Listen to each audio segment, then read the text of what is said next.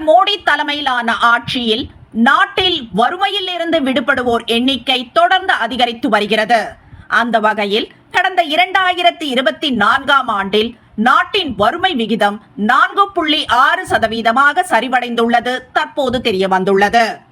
கடந்த 2023ஆம் ஆண்டில் இந்தியாவில் வறுமை விகிதம் 5.3% இருக்கும் என உலக வங்கி மதிப்பீடு செய்திருந்த நிலையில் 2024இல் வறுமை விகிதம் அதனுடன் ஒப்பிடுகையில் 4.6% கணிசமாக குறைந்துள்ளதாக SBI ஆய்வறிக்கையில் மதிப்பிடப்பட்டுள்ளது.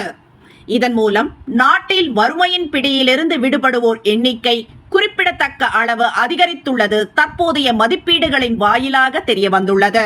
உலகளாவிய வறுமை கோட்டுக்கான வரையறையை உலக வங்கி அண்மையில் மாற்றி அமைத்தது.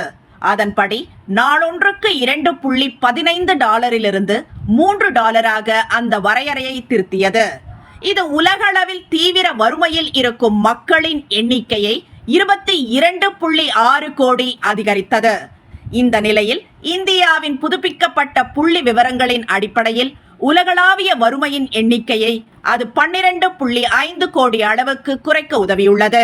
பொருளாதார சீர்திருத்தம் மற்றும் இலக்கு நோக்கிய சமூக நலத்திட்டங்களின் விளைவால் இந்தியாவின் வறுமை விகிதம் தொடர்ச்சியாக குறைந்து வருவதாக SBI தனது ஆய்வறிக்கையில் தெரிவித்துள்ளது. இதன் மூலம் பிரதமர் மோடியின் ஆட்சியில் நாட்டின் வறுமை விகிதம் வெகுவாக குறைந்து வருவது உறுதியாகியுள்ளது.